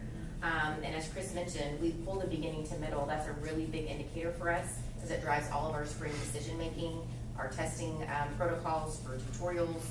So there's a lot of things that we look at for the beginning to middle. So I know that's a lot of different variations of answers, but they all have great value. Well, I think like beginning of year to middle of year could be like a board presentation. For But sure. the ultimate goal would need to be like beginning to end or beginning to beginning based on what's available. Well, and I guess where does everybody think? I mean, they all have value, I agree. But beginning to end kind of reflects the growth over the year and the data both on, our students and on our teachers, our classes, our tools, the learning, the curriculum, all of those things. Whereas if you do beginning to beginning, you have to factor in that summer loss, and you kind of lose. I would I agree don't with know. learning loss, that's not really a fair reflective to Of board our, goals. of what's happening. Yeah. I would agree, and I think there's also other factors, there's mobility that is at play. We don't always have the same cohort of students at the beginning of the year. And so I think that there's a lot of value in that beginning to end as well. And I'd like to hear how we're gonna adjust our curriculum or adjust our strategies. Starting for the Depending on next those year. results. Exactly. Yeah. But are you saying we may not have math and reading data for end of year? It's possible Because for some you guys grades. are considering that right now? Okay. Correct. So we would just need to know that there may be some grade levels that we wouldn't have that on, which is okay, that's in gray. Like we have by grade, so if it's not available, they would report not available. Well, if you look on the sheet, I think it's when Kim put on here, number of students who met growth projections and percent of students. I think that would be great to report, because that would, no matter, you would still take how many kids were in there and who met the growth projections. Well, and something else that can be pulled for the grade levels that are doing STAR, we automatically get a STAR growth projection of either a half point, full point. It just is, it's varied. It's all part of our accountability system for domain 3. So there are other reports we could pull for those grades if y'all just wanted that data to say, well, we didn't have that EOY for certain grades, but we could produce something else that would show the growth projections that correlates to our accountability standards. So that would also be very valuable. Okay. Okay, I think we have enough to be able to revise and make sure we're on the same page. Yeah, and the next one had the same comment, and we have mathematics twice on the list. Thank I mean, you. I'm okay with That's fair, change it on something. But we need reading. I just emailed you all, yeah. I put a little smiley face. Yeah. I think we knew that, but I don't know. Stared at it. Yeah, we stared at it. Okay. Kim, did you have another one? Well, so I went down to, objective 4, 1.4.3. And I was just wondering if it's Texas KEA, is that the new required assessment for kindergartners or pre-K, or is that versus the circle assessment? Is that something we're moving to, or? No, they're both required by TEA, so Okay. we do Circle for pre-K already, and that is a assessment for just pre-K. Texas KIA is the required assessment for kindergarten readiness at the beginning of year only. So we only have one data point, which is reported to the state at the beginning of year. So the note there was the pre-K measurement from beginning to end would be extremely valuable, because that would be, again, the full year to see where we started and how we grew. And then the other factor that would be great would be at the beginning of year in kinder is when we do the Texas KIA assessment, is outline the students in a cohort, and Chris can do this in a way that he can track these students who have been with us in pre-K, and then what is that kinder readiness showing at the beginning of year in kindergarten. So it would be like an addition to, you would do the circle assessment for pre-K since it's just for pre-K, and then the other would just be for readiness for kindergarten. So there are two separate measures that we have to give already. Are those scores reported on a testing page for the parents to see as parents self-serve? In self-serve? Yeah. I would have to check on self-serve. I know they are things that are reported to our parents. There's a parent, It's the parent assessment portal, I guess you would call it. No, Note Star and Map are there. I was just wondering if stuff like this. I will have to ask on that. I know that there is a report sent home. Okay. I don't know if it's, I can see if it's uploaded there, and if not, it can certainly be uploaded. And I know y'all track it. Like if they're not doing well in kindergarten, obviously probably third grade assessment's not going to go well. Right. So I just wondered if parents were just seeing that also, so that they can see the correlation if they don't. Just wondering. And I'm looking at the clarification, I mean, the kindergarten readiness was a measure, just is our pre-K working? Is our pre-K working? Now, the ones above was more the focus on what you commented here, later on, those that were in CFB ISD pre-K, how are they tracking later on, which we know there's gonna be a lag. I mean, because we will know. Right, and so I know that you all track it. I was just wondering if parents can also see it. Yes, and that was part of the thinking behind doing the pre-K circles. That's the first assessment when they come into kinder. So that's the nearest one, the best leveling mark in terms of as they come out of pre-K, and we just have to create equitable comparison groups. Well, I guess I've got the same question. I mean, if we're testing at the beginning of kindergarten, there's summer loss for the pre-K students over the summer. I mean, is it better to have, if we're trying to assess the success of our pre-K, to have the assessment at the end of pre-K? I mean, it's the same question that we were having on the others. I would do, for the pre-K guidelines, we're gonna be doing Circle already for pre-K beginning of year to end of year for our TIA measurements for growth. And then that's gonna, of course, assess the Texas pre-K guidelines, which are different than the standards for the kindergarten Ts. So for the kindergarten Texas KIA, that one is gonna be a very comprehensive piece on reading, identification of early readiness skills for reading, as well as math. There's other optional assessments that we can give. We give the ones that we are mandated to give by the state. So I think they both have great value. They both indicate whether or not we have readiness skills for kindergarten. And then, of course, the pre-K is going to measure more of the pre-K guidelines. So we're giving that test already. So I would recommend doing the pre-K beginning of year to end of year with Circle. For pre-K. the kindergartner readiness. Correct. Yeah, so Okay. taking this Correct. one out and leaving this one in. Okay. How do you guys feel about that? Great. I mean, I think that's what, Yeah. That's we're what we can trying to make measure, sure yeah. that our pre-K program is best of the best, Yep. working and preparing all students for kindergarten, and this is what it is. To your point, at one point, we did have a foot, like we were wondering about the neck, but Yeah. we tried to also make sure we were trying our best to trim and not be over Yes. dating. Yeah. So then we kind of said, let's take one. Well, and we like data in our department, and so we may track that anyway. So if you want that in a board report, we are likely to have that already ready. Okay, so that's resolved. Yep.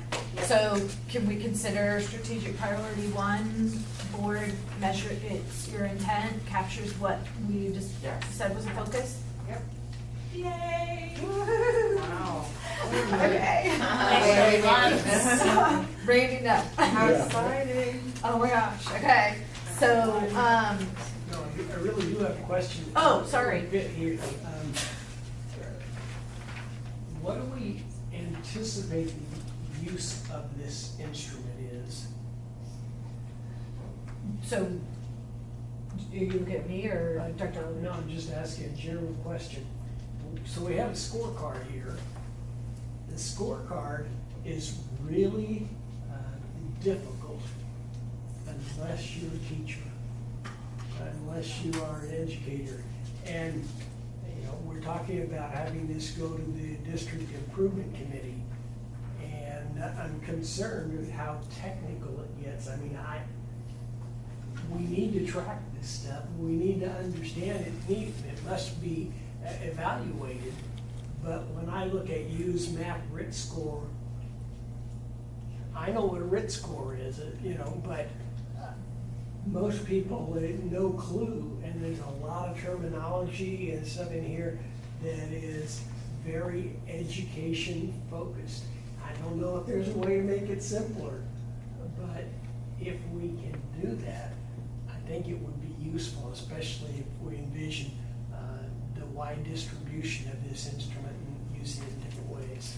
So I guess, so you're saying reduce the acronym usage. Well, the acronym, maybe even is there a way to consolidate? I'm just picking numbers 1.1.2 and 1.1.3, so I don't have two, but I just have one. So we reviewed these at length and had all of those discussions and, you know, on language. We could Sure. certainly take another look on language, but I gotta say, these have not changed since we sent them out as original draft January, February, and we would have been working on that differently if that had been the comment. The whole intent of this document is to ensure that our district, from superintendent to teacher in a classroom, knows what the goals are. And this is the focus. This is our focus, and this is what's gonna, you know, what we're driving and why we're focused on these things. And the majority of this came from the CB 2030. That's already been developed by the community. Well, and to clarify, on 1.5, 1.5 and 1.1.6, those are going to be adjusted because we just talked about them, and so we're gonna clean those up and make them more parallel. So I'm not envisioning that it's gonna say. Also, while they might not, you know, while someone might not necessarily understand some of the acronyms, or if we can clean that up a little bit, they will understand a trend. Yeah. They will be able to The see, numbers, hey, right. these numbers are going up, or, oh, these numbers are going down. And so, I mean, I think, you know, can we build out the acronyms? Sure, but ultimately, I think that people will be able to understand. Math, that's something that anyone who has a child in school understands. And so I think it's easier to understand than most people, you know, than just teachers. To Randy's point, what we can also do is take this document and create like, it's not that hard to take the priorities and the indicators and put red, green, and write I mean, it's easy to make a community one where it's written to the understanding level. To a It's not- layman. And it's gonna be a lot easier also when there are numbers in here. Yeah. Right now, it has set And baseline. we can what's the attach goal, a what's the red, a goal. green, or an arrow going up or And blank. that's true, but I There- think if we wanna compare ourselves to a neighboring district, let's say Louisville ISD, they have something that looks a lot Pretty like similar. this, and the families will go to it. If you don't wanna trust whatever TEA is telling you about the campus, whatever, you look at this document and you're like, okay, TEA and greatschools.org, that's not a public school website, will say, well, this is easy, the trend is going up, everything is going forward, everything is moving in a different direction. And I'm not trying to say I'm opposed to this, I'm just raising the question, saying, what can we do to make it more user-friendly? If we are customer-oriented, user-friendliness should be important to our priorities.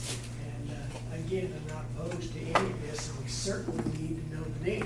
Yeah, I think And you there's can use it effectively. Easier ways to communicate. So we'll take it back and look at language and either a definition or less acronyms. Well, I think it comes up with the circle assessment indicator, those two I think some specifically. good examples too. What does that mean?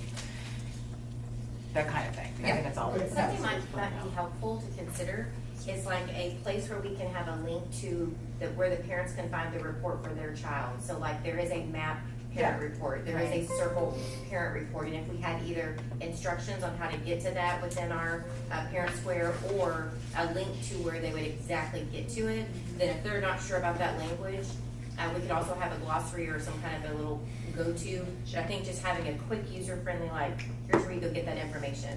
And that is actually, the parent reports are very nicely done, and they're very user-friendly for the parents. And so at our parent conferences, they do use those to drive the explanations of how our students are doing. And that way, if a parent's not really sure, they should be getting that in a parent conference at the very earliest grades.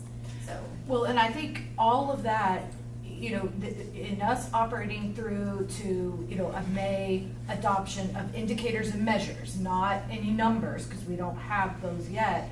But also, there's gonna be a lot of work over the summer in determining how is it presented from a community, because this is meant to be a scorecard. So the community and other links and where are the resources, and even links to TEA or, you know, even to the parent, I don't even know what it's called. Assessment anymore. portal. Assessment portal, yeah, so the assessment portal of all of those things.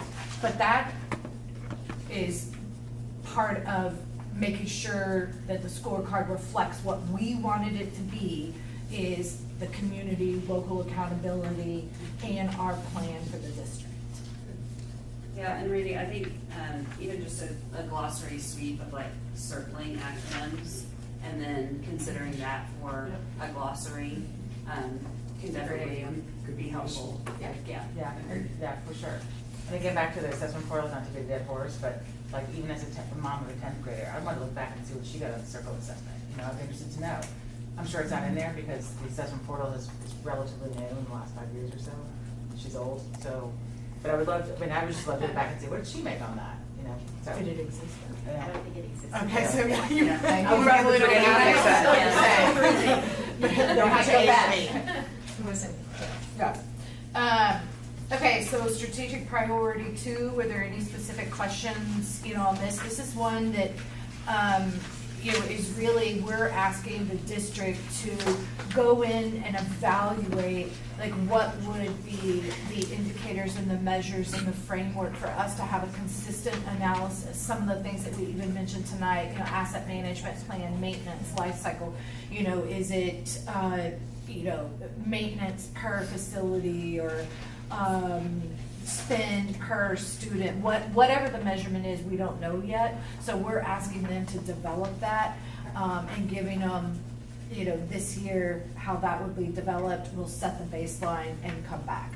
Then the safety and security, I mean, y'all can, you know, safety audits, safety training. We talked about the digital safety today. This is all changing. You know, we don't think we could set something specific for digital safety because it changes, what, daily?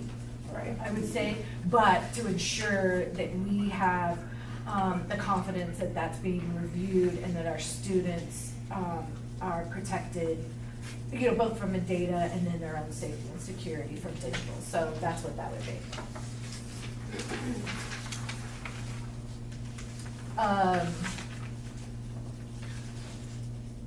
You have a question? Then strategic priority 3. No. No? Did you have? I had one on I 2? just had a comment. No, I have 4. On 2? No. She's 4. I'm on, my next question is 4. Okay. Well, Here's the, I was gonna make Number a little 3. tweak on that. Which one? On the staff satisfaction. Something, and this is my recommendation. So, measure employee morale and workplace satisfaction through regular data collection, and we develop that system and bring that to you guys. Because there's multiple ways to gather that, and I kind of gave you guys some ideas of what I've seen done in HR departments, so. What were you suggesting? There's this one.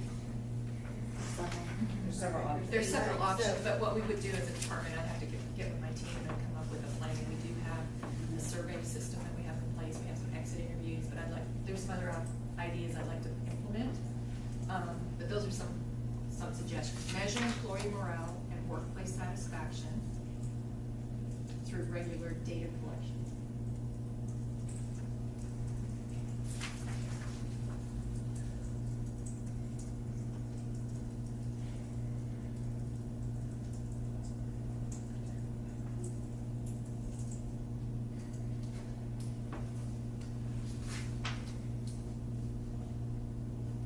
But I think we need to identify when we send out those surveys, because it's so inconsistent. Yes. Like what, so everybody expects it, and then to review it and send out some kind of summary, so they know that what they said, that they were heard. Yes.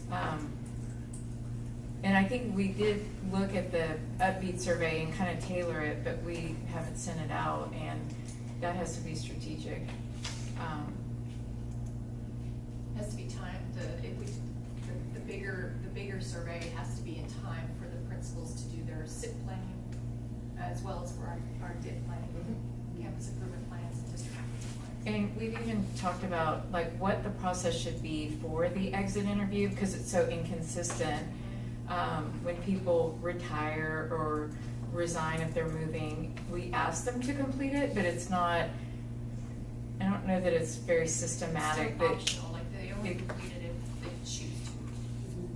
But we could, the way we present it is also important.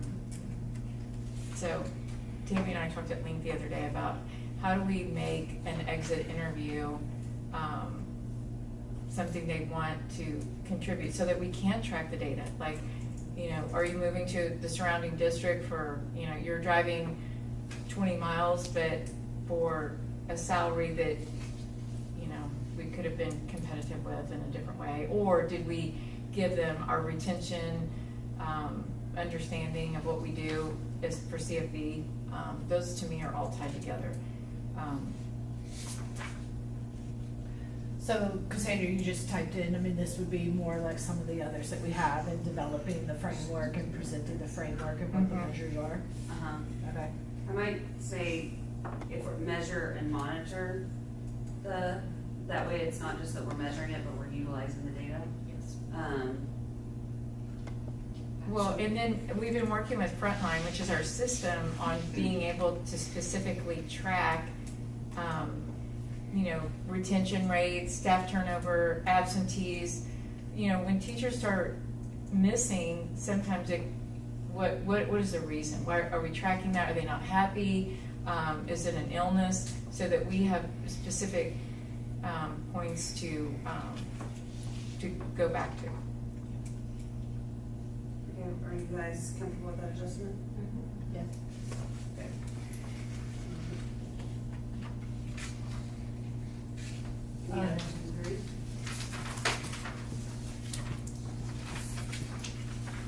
Okay, you had 1 and 4? Yeah, it's kind of similar on the same lines, about improving student sense of belonging in school and improving in student engagement. I just think it's really hard to measure unless we come up with a system similar to what we just talked about with HR, about how are we gonna do that.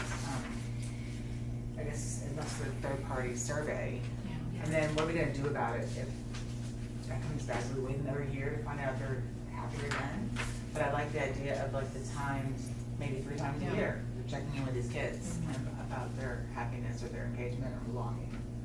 I think we're already, if that's already in the Upbeat survey, that we are collecting it, the question that we had for administration was like, because there are so many questions on that survey, like, can we actually disentangle belonging from engagement? And are there different, like, are there pieces to be able to say this is belonging, this is engagement? Right. Or is it like, because we don't have I don't have access to the questions or the categories or the buckets. And so we are giving a survey, we have student data. The question My is follow-up like, question is, what are we doing with that? yeah. Well, it's in the campus improvement plans, like there's multiple campuses where they say student percent was this and this is our plan. Okay. That's up to the that's kind of the whole point, is that's up to the campuses to determine how they're gonna increase their whether we decide it's belonging or engagement or both, all we want is known is these are a priority for the board and we expect to see improvements Okay. year over year. Got it. You know, from that. But that's the main question, can we separate out belonging and Yes. engagement? And your timing's great, because we're looking, Here we we've go. been using Panorama for several years. The last few years, the Panorama survey's been required in the fall and optional in spring. We're looking to move to required in the fall and the spring. When Panorama was initially utilized, we were considering utilizing the Panorama survey in connection with TIA. And so every student in elementary school takes 2 surveys, and they take a survey specifically on engagement in class with a teacher. Everyone in secondary takes the survey 3 times. We're not connecting anything with TIA, and so we're looking at reworking the survey, and just every student takes 1 survey. And yes, they have a separate bucket for questions related to engagement. The majority of the questions we've been using are around engagement because it was a teacher-specific evaluation. But as we move to every student filling the same survey out twice per year, there will be an engagement, there will be, I mean, they offer like 10 different sets of questions, and then we work with them to basically make the survey a good use of our time. And what we've traditionally done after they take the survey is then we debrief that with our administrators and then also with our counselors, who then turn that around into actions at the campus, and that's what's in their CIP. And So to that point, we're looking at updates to the survey, Yes. which would mean that we would need to consider making next year the baseline versus this year the baselines. very much so. That's one of the, That's why that would we be one of asked the about challenges. We will lose that cohort data of trends over specifically those engagement pieces. And I think it's important, just for the benefit of the public, that like we're looking at, the goal of the community was that we need to optimize social and emotional health of all students. And that our objective is to enhance student engagement by fostering that positive, inclusive school culture where students feel valued and supported in their learning environment. So therefore, we as a board are wanting to identify a way we can measure if we are meeting that community objective. Expectation, yeah. And, I mean, I think I'm also looking for, I mean, everybody believes that belonging and engagement are 2 different, I mean, from the board, right? Very different indicators. Do y'all agree? I agree. Okay. So it would be something more along the lines, I don't have to type it exact right now if y'all are okay with that, but present an updated, I would probably use the measurement language that Candy had, an updated way to measure and monitor student sense of belonging and student engagement. Yes. Okay. And then we would we'd gray out this year, and we'd say next year was the baseline, and then we'd set goals from there, knowing that we're gonna have a new tool. Yeah. Okay? Thank you, Ms. Rachel. Very exciting. Okay? All right, anything else on board? Nope.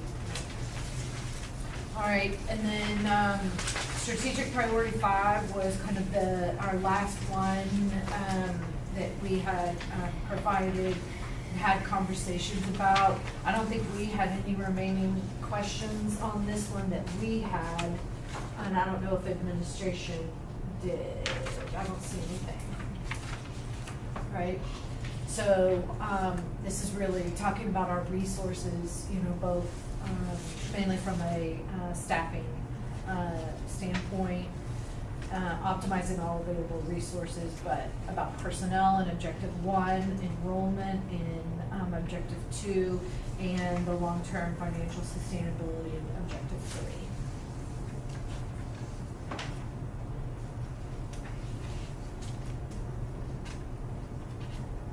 Great. Any questions? Nope.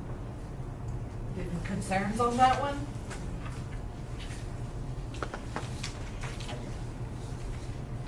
Okay. say thank you to Sandra, Tara, and the graduate for lots and lots and lots of good hard work. It's appreciated. I look forward to seeing how this instructor is coming together. Anything else, board members? I guess we just need to tell kind of what the next step plans are.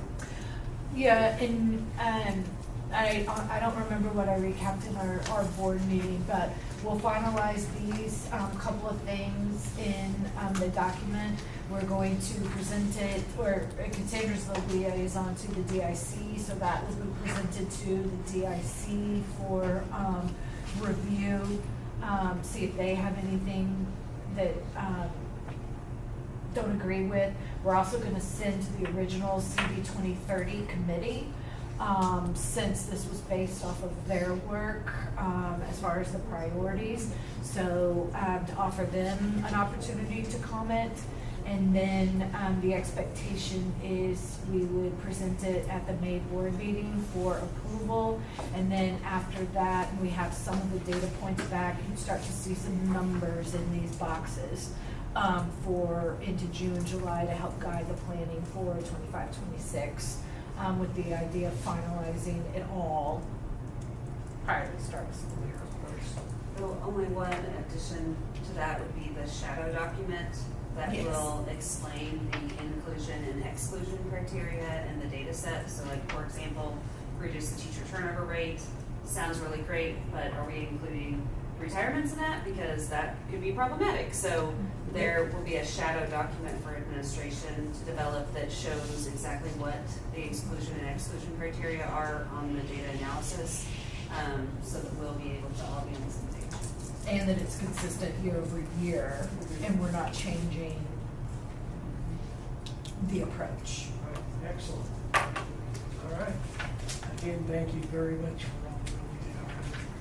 Our last item is going to be closed meeting. It's authorized under Texas Government Code, including but not limited to section 551.071, conservation of attorney, 551.072, real property, 551.074, personnel matter, 551.076, security devices, 551.082, school children district employee disciplinary matter or complaint, and 551.0821, personally identifiable student information, with the last one being 551.084, investigation. So at this point in time, at 8:08, we adjourn the regular portion of the meeting and move to our closed session.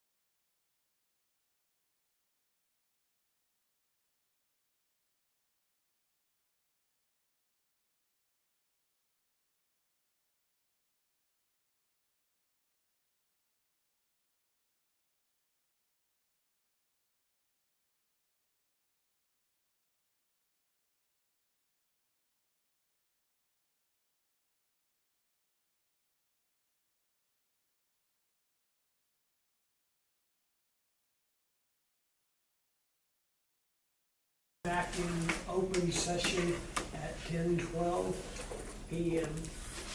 Is there any action that the board wishes to take as a result of our closed session?